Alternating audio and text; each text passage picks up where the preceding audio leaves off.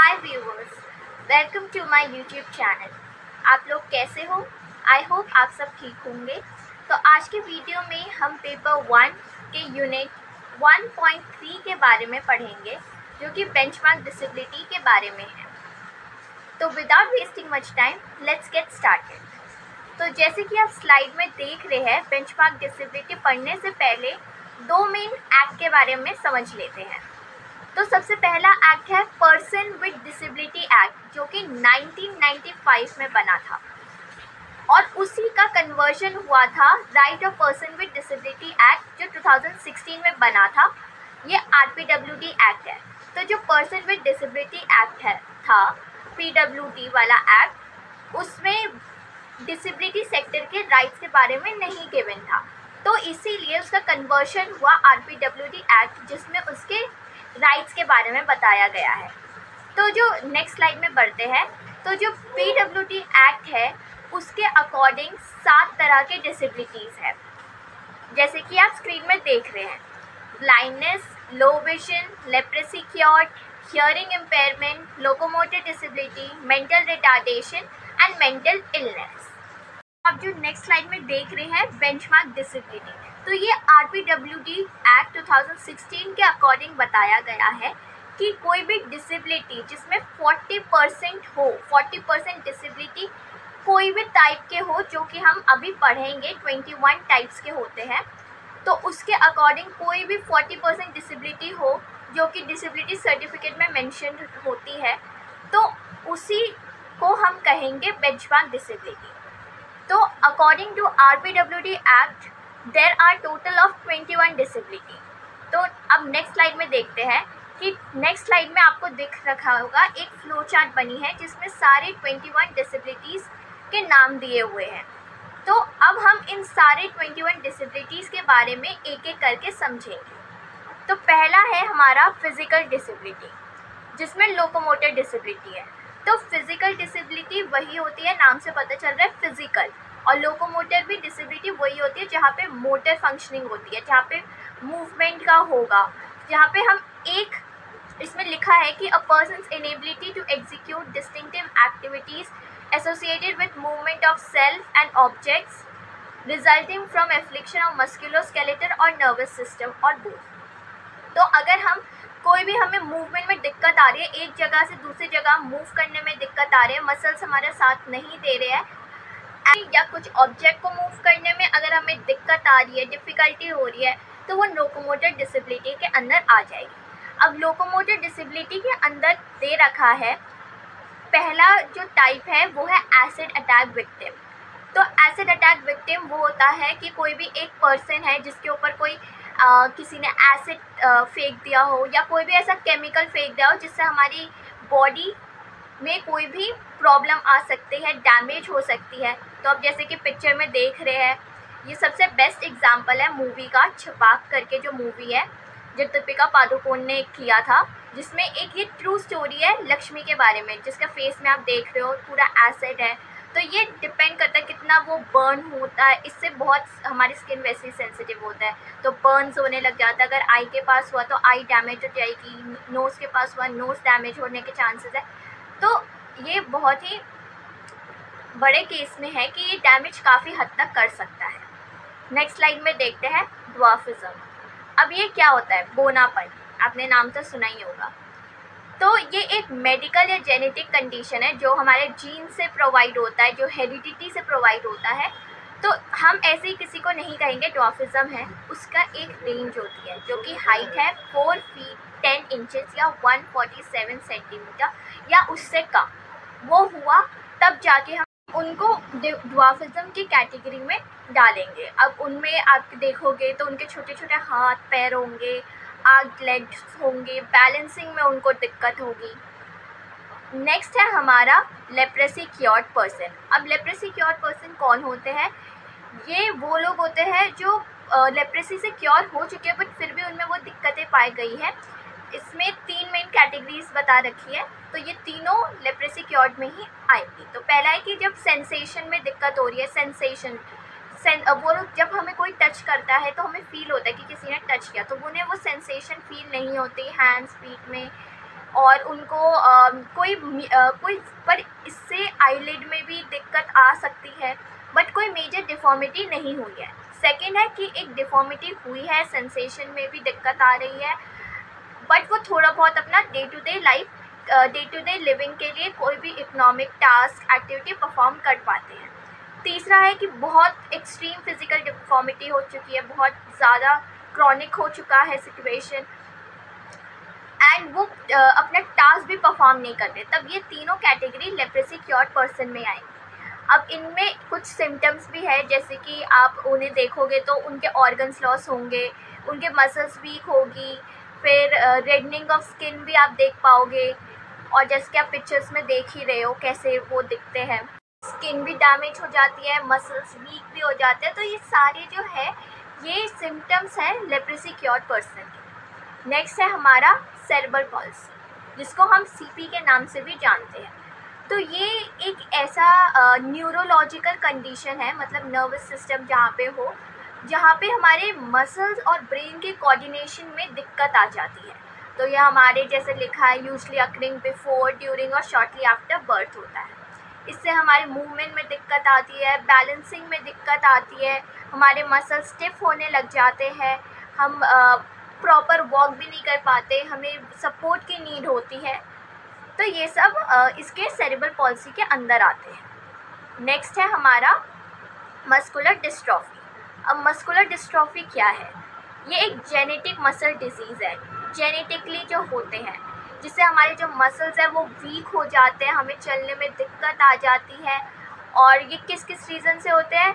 ये हमारे muscles weak हो गए, ठीक है, और डिफेक्ट आने लग जाते हैं, मसल प्रोटीन्स में कोई दिक्कत आने लग गई, या मसल सेल्स या टिश्यूज़ डैमेज हो जाते हैं, जिसकी वजह से हमें चलने में दिक्कत आती है, और हम मसल पेन भी होने लग जाता है, स्टिफ भी हो जाता है, रिजिड हो जाता है, हम भाग भी नहीं सकते, चल भी नहीं सकते। तो ये सारी दिक्कतें हमें आती हैं अगर किसी को मस्कुलर डिस्ट्रॉफी हुआ, जैसे कि आप पिक्चर में भी देख रहे हैं। नेक्स्ट है हमारा विजुअल इम्पेयरमेंट। अब विजुअल इम्पेयरमेंट के अंदर दो कैटेगरीज है, ब्लाइंडनेस एंड लो विजन।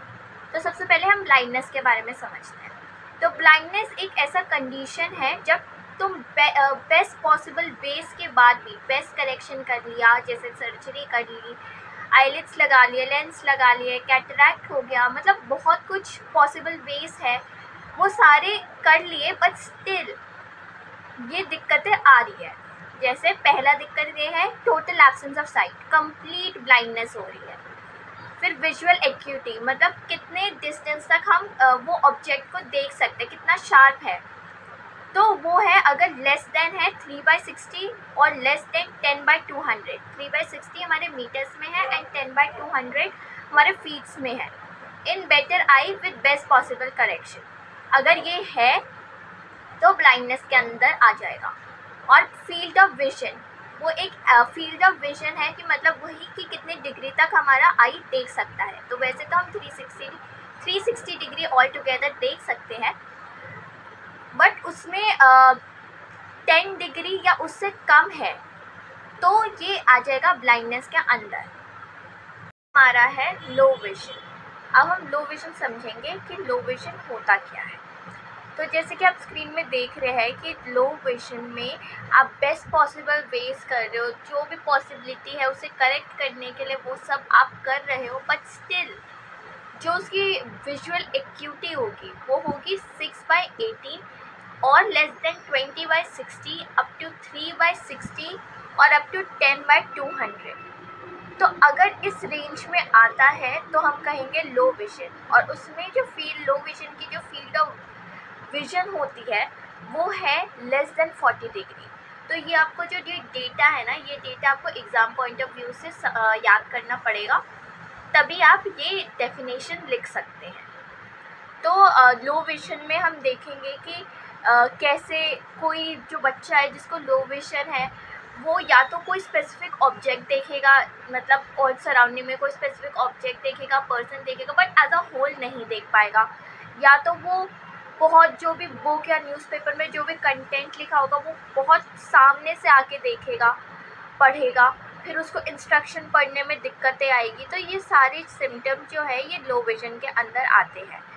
अब नेक्स्ट है हमारा हियरिंग इम्पेयरमेंट। अब हियरिंग इम्पेयरमेंट में दो कैटेगरी है, जो कि है डेफ और दूसरा है हार्ड ऑफ हियरिंग। अब डेफ क्या होता है, तो जो हमारा नेक्स्ट है वो जो कि है डेफ। अब डेफ क्या होता है, इसमें कोई भी पर्सन है उसके 70 dB मतलब डेसिबल हियरिंग लॉस हो रही है दोनों कानों में, तब हम उस पर्सन को कहेंगे डेफ। अब डेफ जो होगा उसे तो बिल्कुल सुनाई नहीं देगा, उसके लिए हम हियरिंग एड्स जो यूज़ करते हैं कानों में लगाते हैं जिसकी वजह से वो सुन पाए, वो यूज़ करते हैं। इवन जो ये डेफ वाले होंगे उन्हें साइन लैंग्वेजेस में बात करनी पड़ेगी, ठीक है, ताकि जो वो कहना चाहते हैं वो समझ पाए और जो दूसरे पर्सन उनसे कहना चाहते हैं वो भी समझ पाए। नेक्स्ट है हार्ड ऑफ हियरिंग। अब हार्ड ऑफ हियरिंग में क्या है, कोई भी पर्सन के 60 डेसिबल टू 70 डेसिबल के अंदर हियरिंग लॉस हो रहा है दोनों इन बोथ ईयर्स में, तब हम उसे कहेंगे हार्ड ऑफ हियरिंग। इसमें कोई भी जो पर्सन होगा हार्ड ऑफ हियरिंग का, वो इंस्ट्रक्शन को समझने के लिए सामने जाएगा उस पर्सन के पास ताकि वो समझ पाए, क्लियर वॉइस होगी, क्लियर वॉइस से वो समझेगा, उसको क्लियर इंस्ट्रक्शन देना पड़ेगा और जो भी साउंड्स होंगे उसको एम्पलीफाई करना पड़ेगा, मतलब बहुत क्लैरिटी से बताना पड़ेगा, तब जाके उन्हें समझ में आएगा। और क्लियर एंड लाउड बताएंगे तब और ईज़िली समझ में आएगा। तो ये सारे जो रेंजेस हैं ना, तो ये आपको एग्ज़ाम पॉइंट ऑफ व्यू से पढ़ने पड़ेंगे। नेक्स्ट है हमारा speech and language disability. Basically क्या होता है, ये कैसा कंडीशन है जहाँ पे स्पीच मतलब स्पीच है हमारे प्रोडक्शन ऑफ साउंड, जो भी ये सब होते हैं ना, ये साउंड्स होते हैं। तो इसमें स्पीच में और लैंग्वेज है कि किसी भी कुछ भी जो हम बोल रहे हैं वो हम समझ पाए, ठीक है, जो हम बोल रहे हैं एक्सप्रेस कर पाए, हम यूज़ में उसे यूज़ कर सके, जो भी कोई बोल रहा है हम उसे पहले समझे और वो हम देन उसका रिस्पॉन्स दे पाए, मतलब रिसेप्टिव और एक्सप्रेसिव लैंग्वेज इसमें इंक्लूड होती है। तो इन दोनों में दिक्कतें आती है, प्रोडक्शन ऑफ साउंड्स में भी दिक्कत आती है, लैंग्वेज में भी दिक्कत आती है, तब हम कहेंगे स्पीच एंड लैंग्वेज डिसेबिलिटी, ठीक है। ये एक न्यूरोलॉजिकल कॉजेज़ की वजह से भी होती है। एंड इसके जो बेसिकली हमारे जो भी सिम्टम्स है वो है कि कोई पॉज बार बार ले रहा है, फ्रीक्वेंट पॉज, कोई भी सेंटेंस बोलने में पॉजेस बार बार ले रहा है, बार बार रुक रहा है, या आइज ब्लिंक कर रहा है, बार बार रेपिटेशन ऑफ वर्ड्स कर रहा है। तो ये सारे सिम्टम्स जो है वो स्पीच एंड लैंग्वेज में आते हैं। नेक्स्ट है हमारा इंटेलेक्चुअल डिसेबिलिटी। अब इंटेलेक्चुअल डिसेबिलिटी क्या है, ये एक कंडीशन है जहाँ पे जो भी हमारे ब्रेन होती है, जो इंटेलेक्चुअल फंक्शनिंग है, हमारी आईक्यू है, उसमें लिमिटेशन आ जाती है, डेफिसिट हो जाती है। और जो भी हमारे अडेप्टिव बिहेवियर्स होते हैं, प्रैक्टिकल अडेप्टिव बिहेवियर होती है, वो ये होती है कि जो हम सराउंडिंग में जो बिहेवियर्स चीज़ें हैं उसे हम अडेप्ट कर लेते हैं, वो हमारे अडेप्टिव बिहेवियर हो गए। प्रैक्टिकल स्किल जो भी हमारे एरियल्स वगैरह होता है, that is activities of daily living, वो सब में उन्हें दिक्कतें आती है, तो हम कहेंगे इंटेलेक्चुअल डिसेबिलिटी। बेसिकली जो इंटेलेक्चुअल डिसेबिलिटी को पहले मेंटल रिटार्डेशन भी कहा जाता था। बेसिकली ये आईक्यू में दिक्कत होती है, आईक्यू जो होती है उसमें डेफिसिट होती है, इसमें लेस देन 70 आईक्यू होती है इन बच्चों में। उनको रीजनिंग में दिक्कत आएगी, कॉन्सेप्ट को समझने में दिक्कत आएगी, स्लो लर्नर्स होते हैं, एंड उनको एब्स्ट्रैक्ट चीज़ों में भी दिक्कत आएगी। इनके लिए कॉन्क्रीट सामान यूज़ किया जाता है ताकि वो टच करके कॉन्क्रीट देख के वो समझ पाए। नेक्स्ट है हमारा स्पेसिफिक लर्निंग डिसेबिलिटी। ये एक न्यूरोलॉजिकल कंडीशन है जिसको प्रोसेसिंग में दिक्कत आती है, मतलब प्रोसेस ब्रेन में प्रोसेस करने में दिक्कत आती है। एक हेट्रोजीनियस ग्रुप है, मतलब जिसमें बहुत सारे डाइवर्स कैटेगरीज है, एंड ये एकेडमिक्स से रिलेटेड है। एकेडमिक्स में इनको दिक्कतें आती है, जैसे कि राइटिंग में, रीडिंग में, मैथ्स के कैलकुलेशन में, स्पेलिंग में, इन सब में दिक्कतें आती है। जैसे कि कोई बी को डी पढ़ रहा है, बार बार वही चीज़ गलती कर रहा है, तो ये स्पेसिफिक लर्निंग डिसेबिलिटी में आ रही है। कोई मैथ्स के कैलकुलेशन को कितनी बार उन्हें समझाया पर वो कॉन्सेप्ट गलत कर रहा है, प्लस की जगह माइनस लगा दे रहा है, या कैरी ओवर, इन सब में दिक्कतें आएंगी, तो हम कहेंगे स्पेसिफिक लर्निंग डिसेबिलिटी।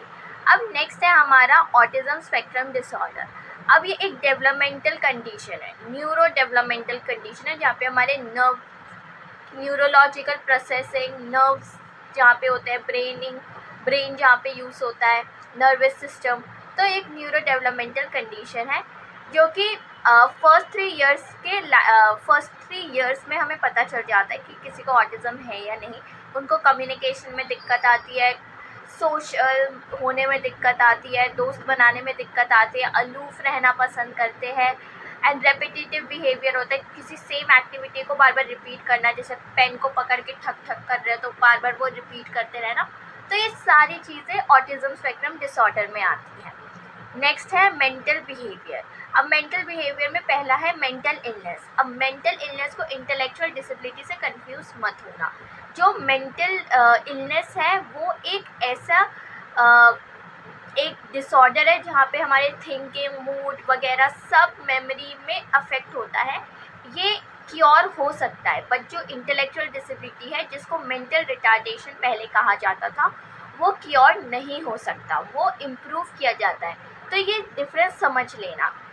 नेक्स्ट है हमारा क्रॉनिक न्यूरोलॉजिकल कंडीशन में है हमारा मल्टीपल स्क्लेरोसिस। अब ये क्या है?